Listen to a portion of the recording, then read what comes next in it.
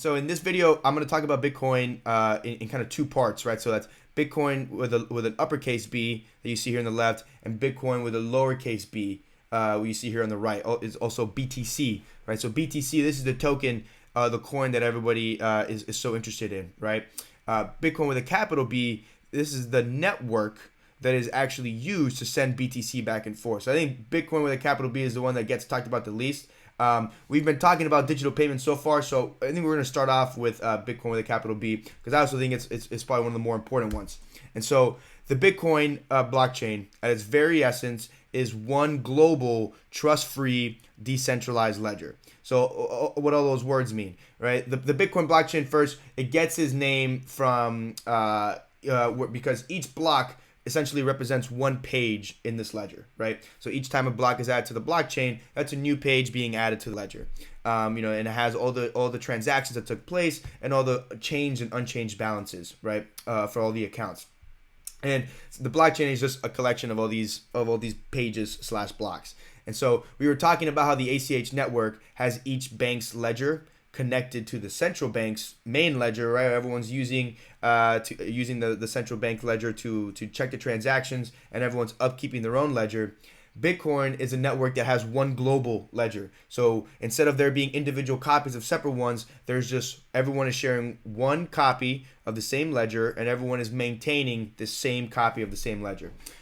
So because everyone is doing this, it completely eliminates the need to have to go through all these steps where you have this central authority that is going through to check that no one is double spending or being malicious with the coins in the network, right? And so just like how the ACH network has the USD as its native currency, the native currency of the Bitcoin network is BTC. So BTC is what we can send back and forth in the Bitcoin network. And the most important detail about the Bitcoin network is that it's a completely open network, right? So much like the current internet today, right? With the ACH network, only the financial institutions are basically able to initiate transactions on behalf of accounts that live in their ledgers, right? So with Bitcoin, any individual or entity can simply plug in and connect to this global digital ledger and initiate transactions themselves. And we're able to do this with things called wallets. So there's all these types of crypto wallets, whether it be a software wallet, which is like a computer application or a phone device application, or an actual device like a USB or something like that. And these wallets, they store your crypto funds, but they allow you to create and have an account on this global ledger, right? And I'm not going to get too into detail on the wallets, because I think it requires just its own whole video talking about the different kinds, how they work with the tech behind it of public and private keys, the impact of holding your own funds, which I think is significant. But one big misconception that I do want to address in this video is the difference between having your own wallets and having an entity like Coinbase or Gemini essentially help connect you to the Bitcoin network and all the other cryptocurrency networks that are out there.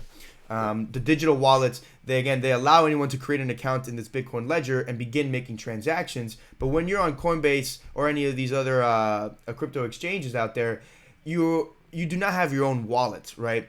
Or your own account with the Bitcoin ledger. What these exchanges are doing is really no different from what the banks are doing right now, where they provide the service of connecting you to the ACH network, right? Coinbase and Gemini are essentially connecting you to the different cryptocurrency networks that are out there and allow you to have an account on their ledger, right? And that's and they have the balances of all your different cryptocurrencies that you have, right? But so I still think that these establishments are ultimately great for the space, because they're essentially helping ACH individuals with ACH accounts initially connect into these different cryptocurrency monetary networks or networks in general, and then you can have funds and then take them to your own wallet, so then you have your own custody and can initiate transactions on your own. But again, it's very different from having your own wallet.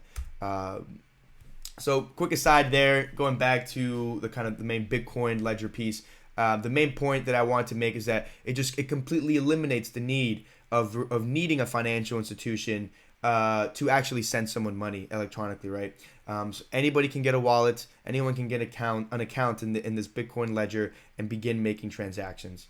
So I think the most important detail about Bitcoin, and the one that is exciting people the most, is that it is allowing the exchanging of value over the internet without the need of a third party to facilitate that transaction. And so I think Bitcoin was able to solve that problem from the beginning of the video, where it creates a protocol for sending money back and forth. So, and unlike the ACH network, where it's a highly permissioned, very closed system to be a part of, Bitcoin is just as open as the internet, right? An illegal immigrant may not be able to, or a refugee of a country may not be able to open an account with the ACH network, but they certainly can plug in if they're connected to the internet and have a wallet. They certainly can initiate transactions using the Bitcoin network. So again, it allows anyone with connection to the internet to send anyone money without having to rely on some type of financial institution or wiring company, some central company.